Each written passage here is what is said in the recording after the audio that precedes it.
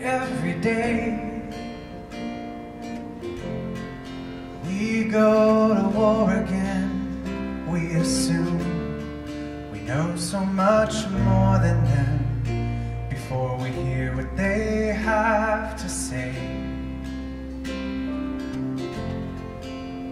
Headline breaks and we start to hate again, calling them names again. We give our peace away. I hope they see it, 'cause I wanna see it. I hope we believe it. I wanna see the love all around you, all around you. I wanna know that love is all around you. It's all around.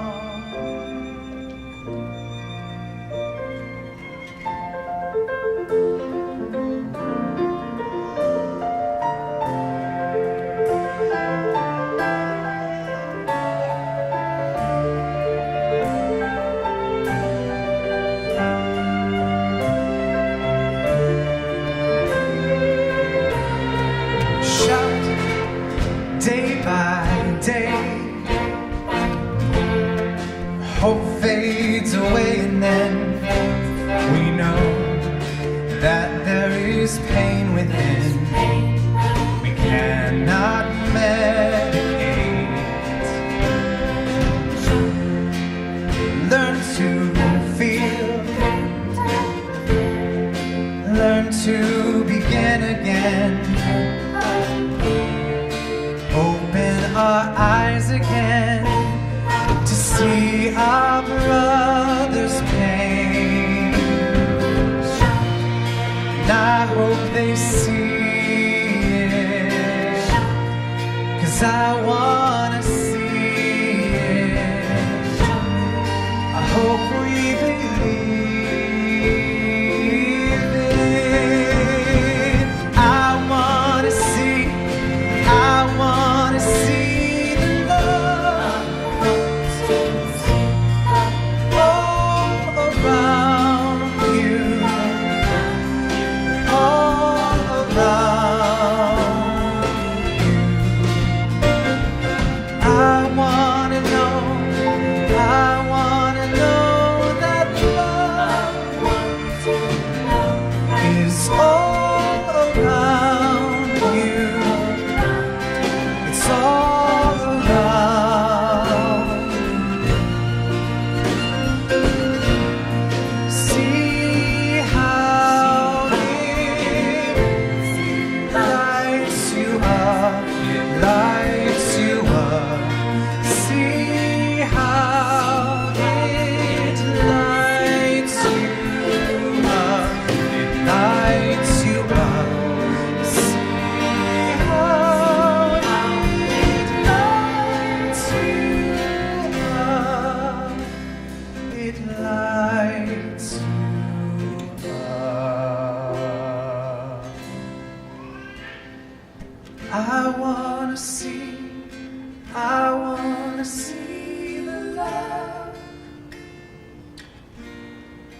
all around you, all around you. I want to know that love is all around you, all around you.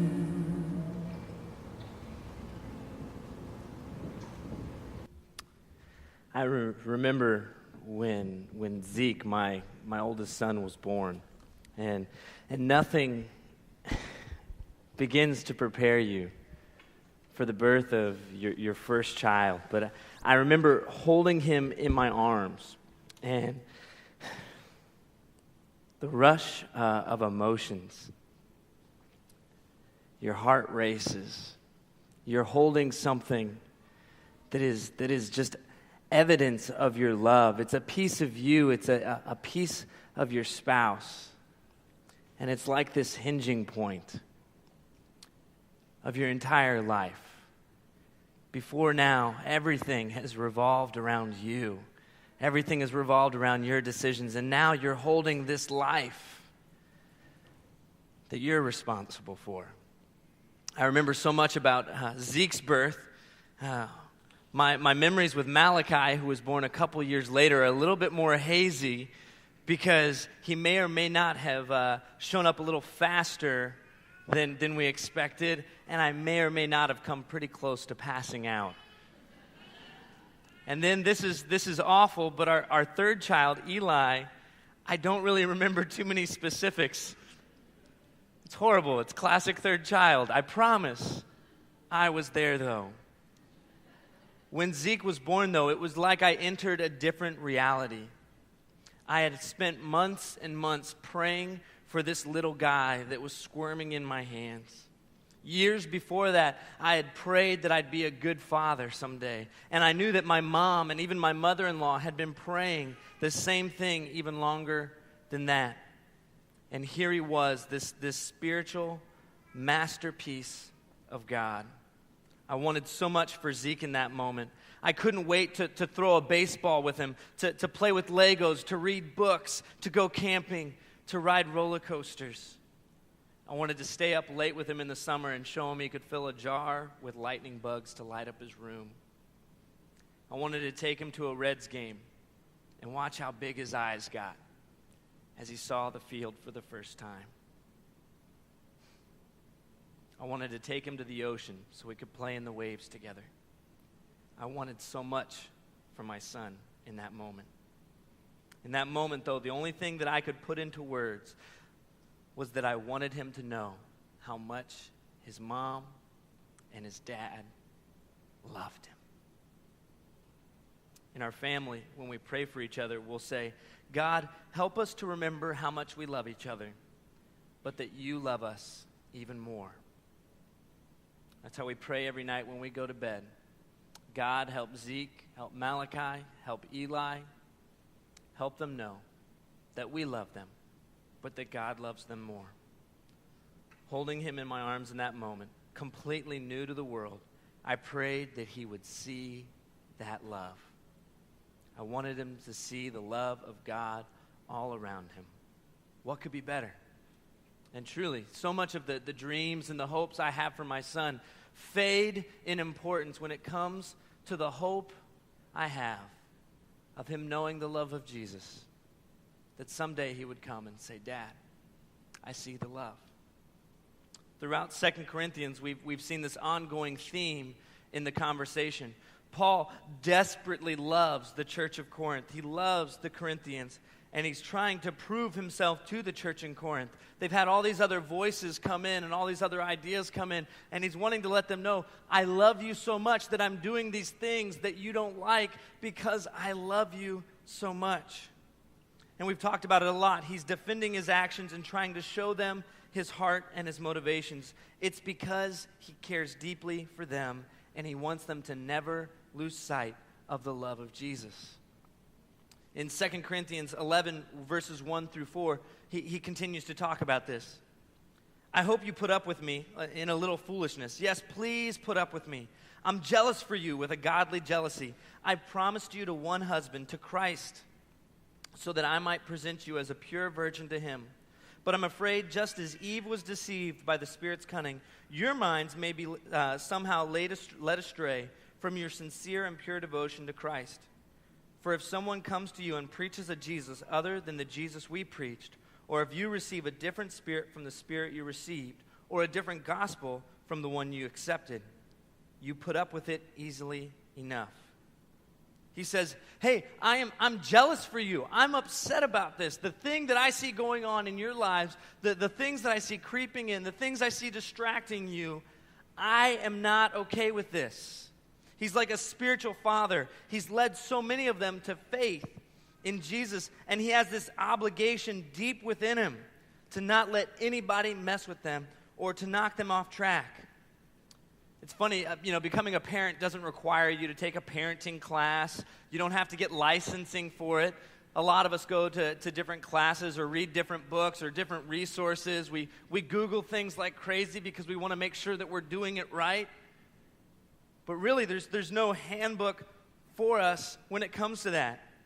There is, though, this deep biological, even supernatural bond between a parent and their child. It's just ingrained with us. It's so deep. I remember driving home from the hospital with Zeke and just going, a car does not exist in this world that is safe enough for my child to be transported in. I remember putting him in his car seat going, we only had 5 minutes to go, and I thought, nope, this is not safe. We can't transport this child in this. It's a bond that's so strong that we claim our kids even when we're embarrassed by our kids, right? We claim our kids even when they just make us turn red and we go, what is going on? The other day, I was watching all the kids. I had all 4 of them, and Alicia was working. So she's working, and it's a beautiful day, and I'm like, you know what? I am going to take the boys to the park. So I go to Julius Park, and I've got all the boys. I've got sunscreen. I've got snacks. I've got the stroller. I think I am set. And so there I am with the stroller. The boys are all playing. I'm trying to keep track of all of them. And then I hear it. I hear someone screaming. And it's Malachi. I recognize Malachi's voice really quick. And he goes, I've escaped! I've escaped! I've escaped! And he is running across the playground in handcuffs. They're his handcuffs, okay? So he's running with his handcuffs behind his back. I've escaped! I've escaped! And in that moment, here's what I wanted to do. I wanted to go over and be like, hey, little buddy, where are your mom and dad?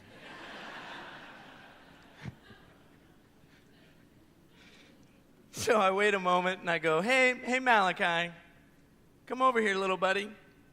I was like, are you playing pretend? And he goes, nope.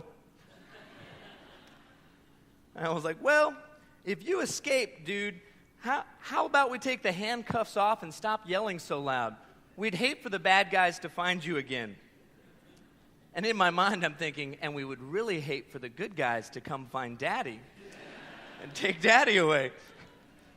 Which, if that had happened, Malachi would have loved every bit of that. He would have been outside the cop car with his handcuffs on, like, look, Dad, I've got them on like you. Yeah, one of those moments where you go, I am far from the perfect parent.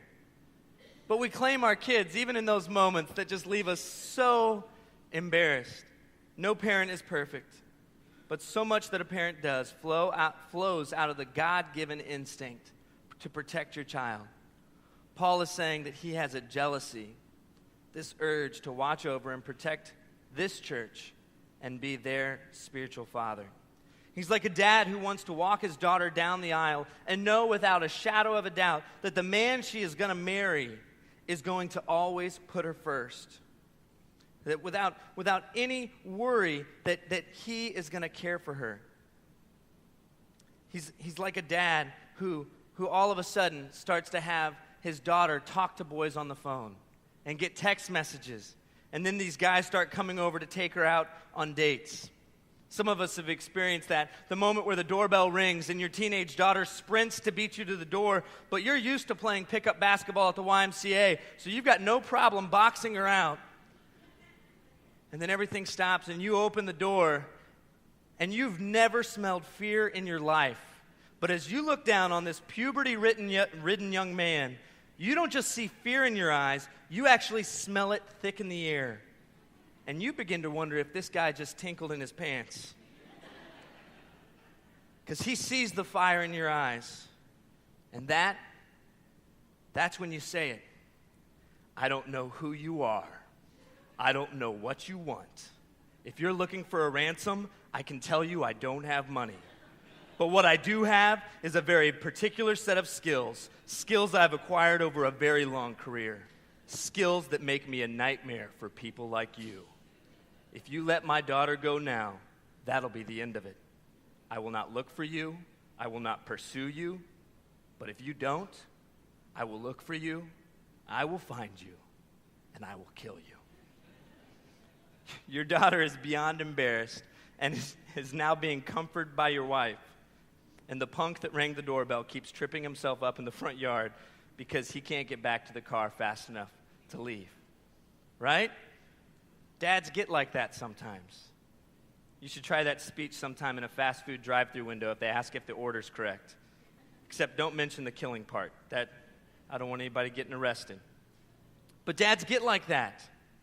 Dads have these moments where something raises a red flag with them, and they decide to just shut it down. They say, you know what? I'm going to do what I feel like is best because I want to protect my children. Paul is acting like this spiritual father.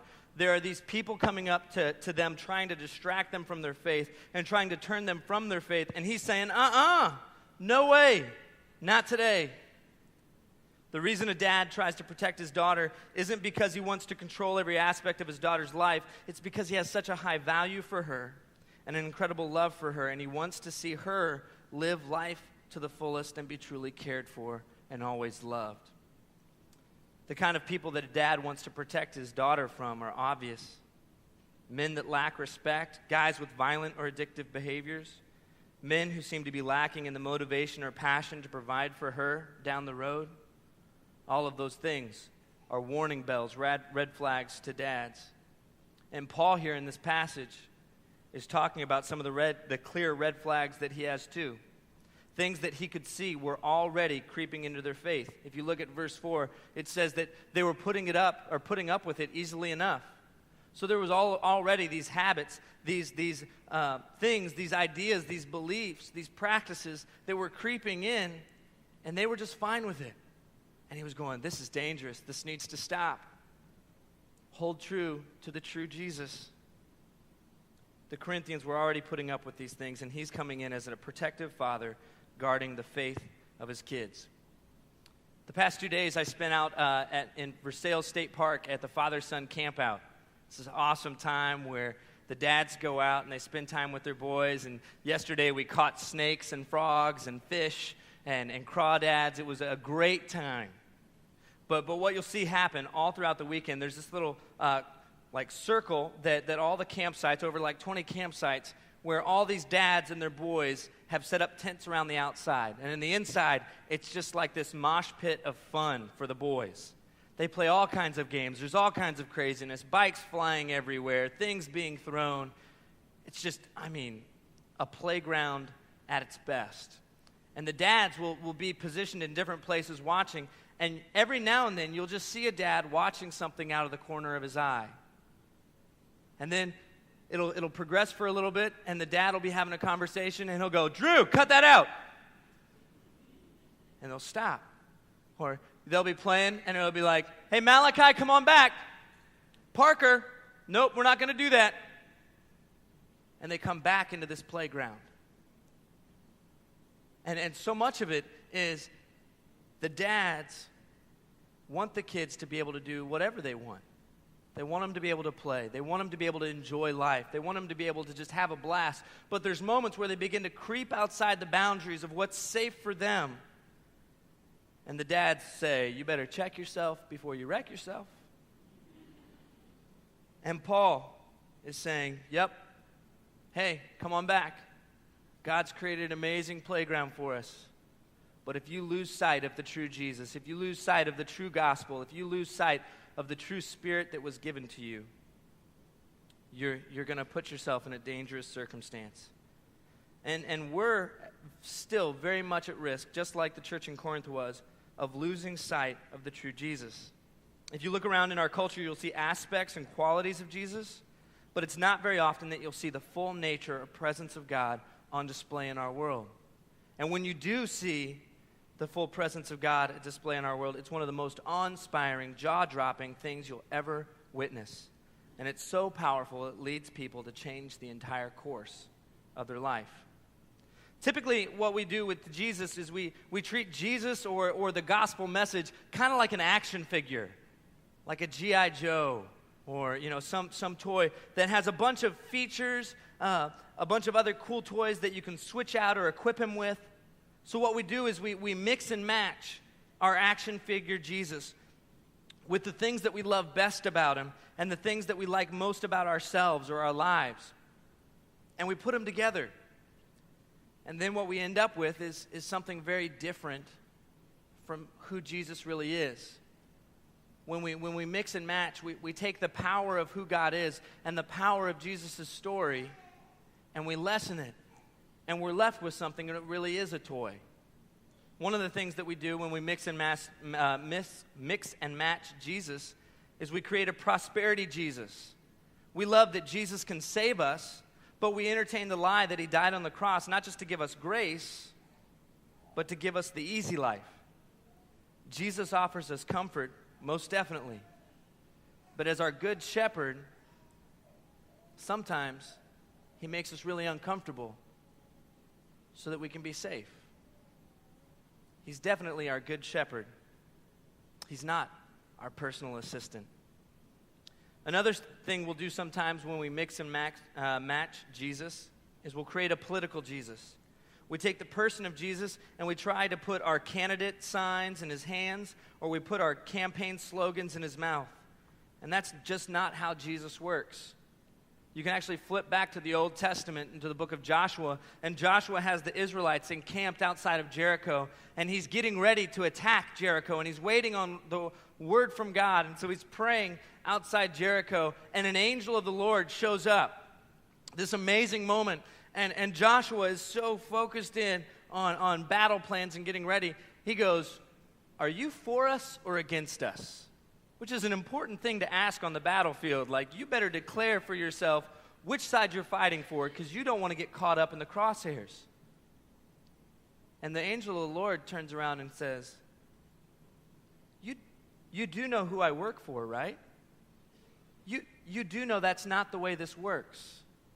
You see, God doesn't align himself to someone's cause. God doesn't align himself to a country, to a campaign, to a side. The most that we can hope for is to align ourselves as a people, as a person, to God. Because God does not bow his knee to any man. He is the King of kings, Lord of lords. And our only hope is to bend our knee to him. Another thing we do is we create Life Coach Jesus. Now, if you have that shirt, don't worry. I'm not trying to badmouth the shirt. It's very good to have Jesus coaching you in your life. But sometimes we take the teaching of Jesus and turn the gospel stories into a self-help book. We read it and study it for the sole purpose of self-improvement or self-enhancement. When we do this, Jesus becomes a personal trainer who isn't in charge of our life, but is simply a voice that makes suggestions for 30 minutes, 4 or 5 times a week, to stretch us or challenge us. But ultimately, he isn't really the one in charge making decisions in our life. And all of us could just look at our gym life or our diet habits and know that unless somebody else is in charge of things, or unless we're held accountable, typically we don't make the choices that we even know that we need to make. So don't just have Jesus be a life coach. Let Jesus be the one making those choices. It's not just about adding things to our faith that's dangerous, though. It's not just us taking little things and equipping an action figure with them and all of a sudden changing the very nature of who Jesus is. Sometimes it's about removing things from our faith that is deadly. Sometimes it's deadly to our spiritual selves to remove things from the gospel. One of the easiest things to be guilty of removing from our faith is the very job Jesus left us with, to go into all the world and share the good news.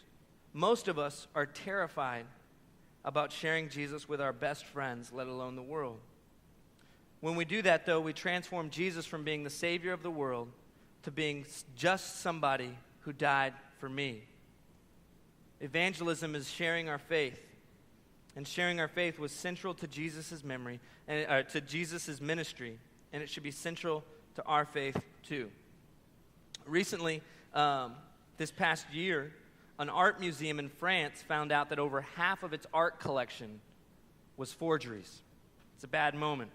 In September, southern France-based art historian Eric Fourcade was serving as a guest curator to a small state-owned museum in the region.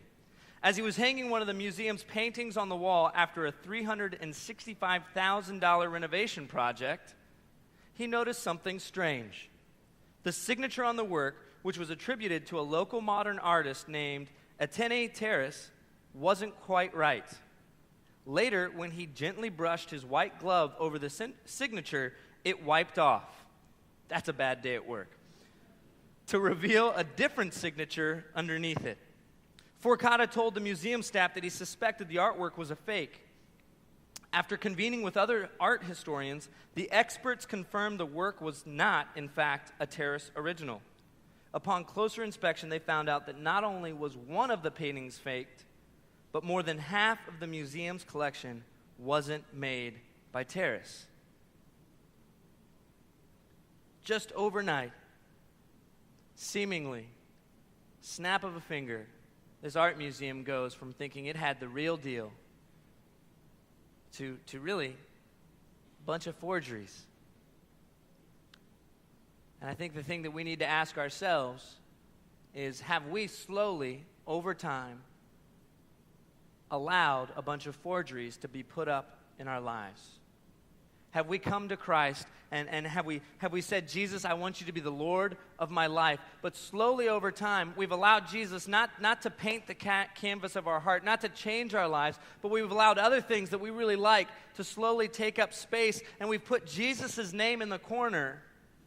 But if you take a second and look at it, it's just not right. And if you brush the signature a little bit, you begin to see this wasn't Jesus who was at work. This was you. This was something of your own doing. Has something come in and stolen the genuine faith from your heart and left a fake hanging in its place? I want to talk to the students that are either off at college or getting ready to head off to college for just a moment. But if you're not a college student, don't tune out, because this is for you too.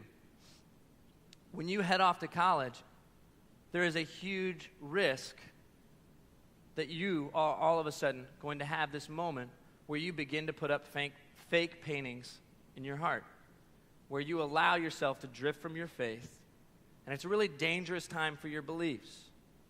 And sometimes people say that it's because colleges are these really evil places that are just meant to destroy our faith, and I don't think I'd go that far to say that. I think what happens is we lose our entire support system.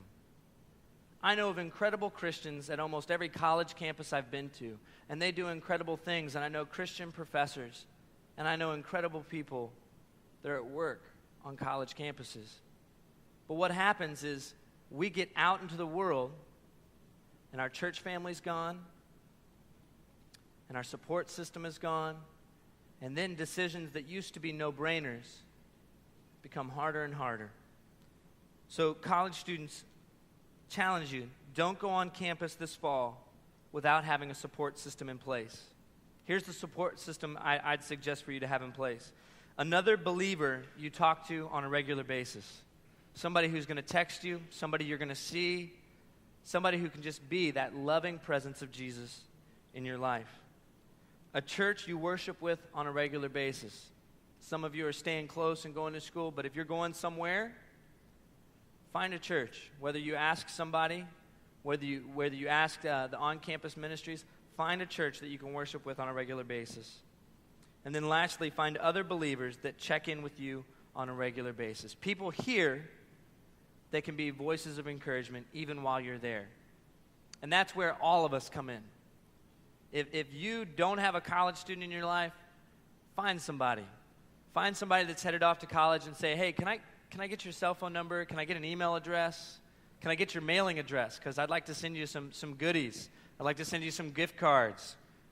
They would love that. They would love to have encouragement.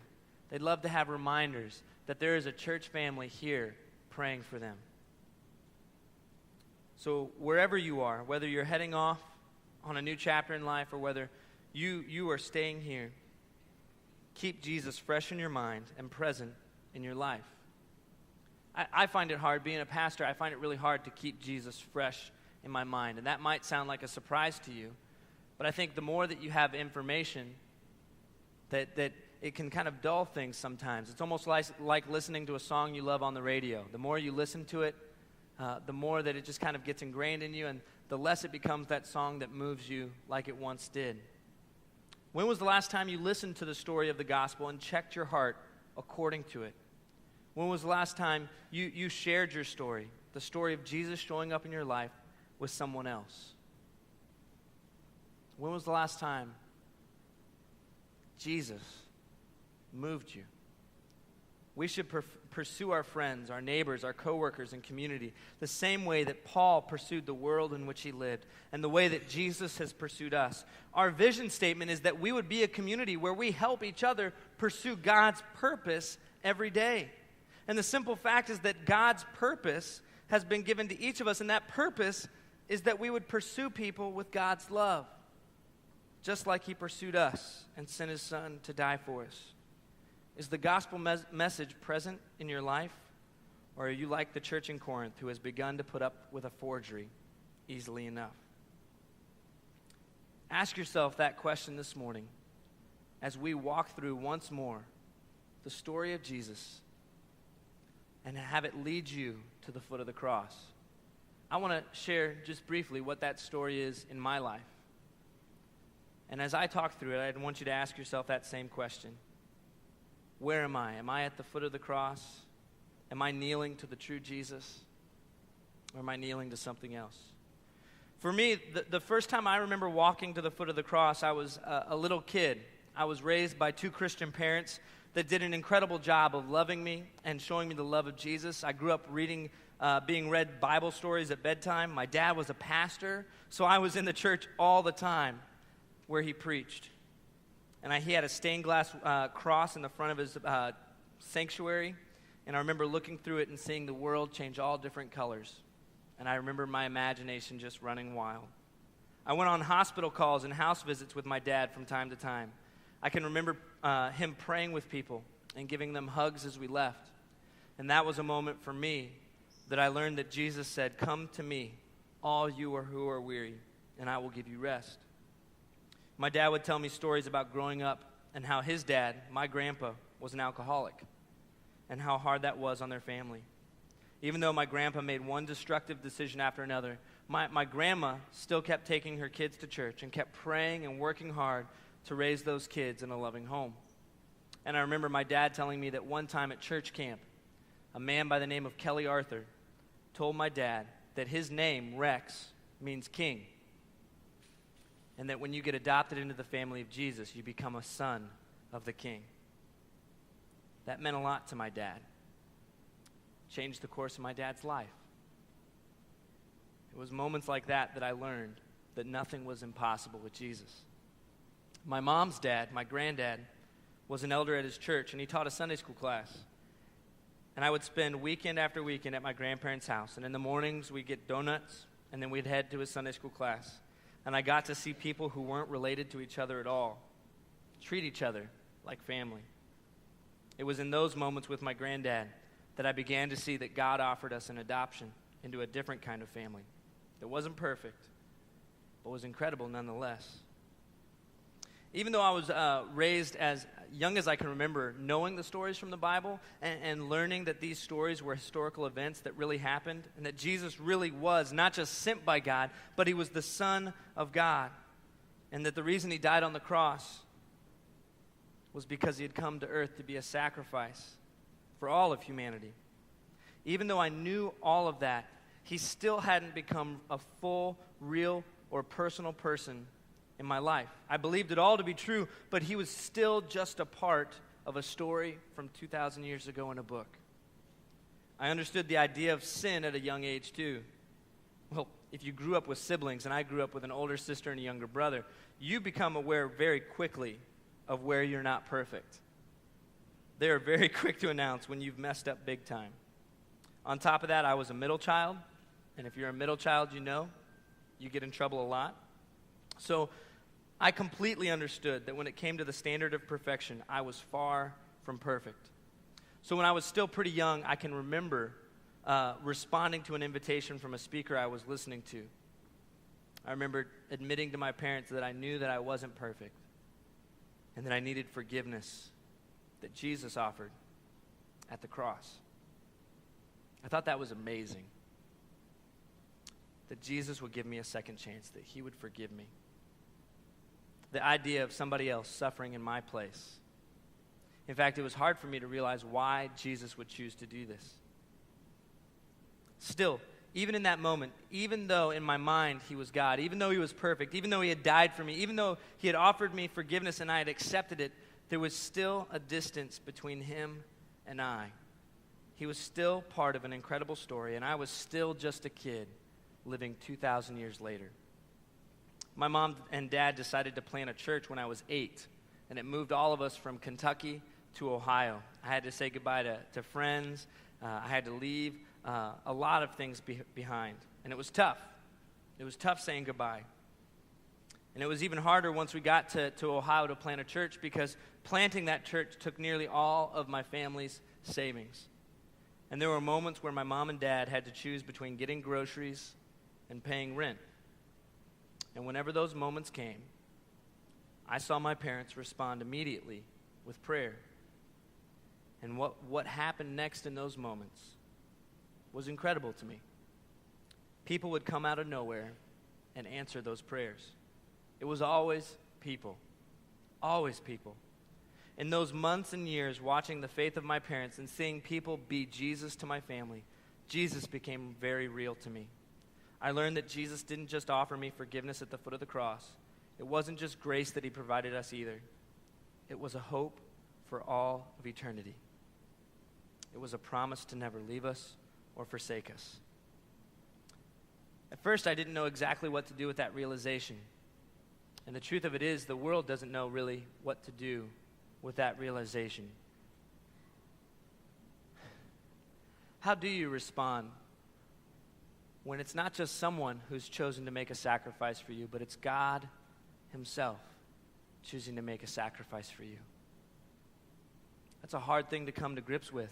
Do you ignore it? Do you try to just make it into an incredible story?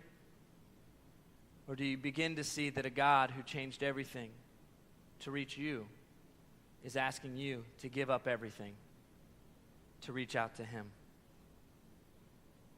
I think the only way that I learned to respond to it was to kneel at the feet of Jesus, to give him my life, the good, the bad, the brokenness, all of it, and be humbled by the amazing truth that he had so much more to offer me in return than anything that I could offer him. I want us all to see the love. I want it to see the love all around you. So this morning, we're going to enter into a time of communion. And as the servers get ready to serve communion, I want to ask you that question. And I want to ask you to be open to the Holy Spirit as the Spirit leads you to respond. There's a lot of us here who have responded to the call of Jesus at some point in our life. But I don't want any of you this morning to be like that art museum in France. It has a bunch of pretty paintings but none of them are real. I want you to experience the real Jesus. And so if you need to come this morning and kneel at the foot of the true cross, the true Jesus, come on forward while we have communion. We'll pray with you. We'll talk with you. And you can make that decision with God. But there's others of us here that haven't made that decision yet. And we don't know what to do with it. We don't know what to do with a God who would become human and die for us on a cross. And so if the Spirit's leading you this morning, and you might feel like it's the most foolish thing to do, the most not like you thing to do, but if you hear Jesus calling, answer him. Come on forward. We'll talk, we'll pray. And you can see the love. You can experience the Jesus that changed our world. Let me pray. God, call us to you right now. I pray that your Spirit would move in power. And God, even though it might feel silly, it might feel embarrassing, it might feel out of place, if you're speaking to someone here this morning, if you're leaning on someone, if you're calling someone to your arms, help us to not ignore that, God, because there are only so many opportunities we get to genuinely respond to you in our lives. And I pray that this morning would be one of those moments. As we have communion, Lord, speak to us and help us to answer so that we hold on to the true Jesus, the Jesus that changes everything. In your name we pray.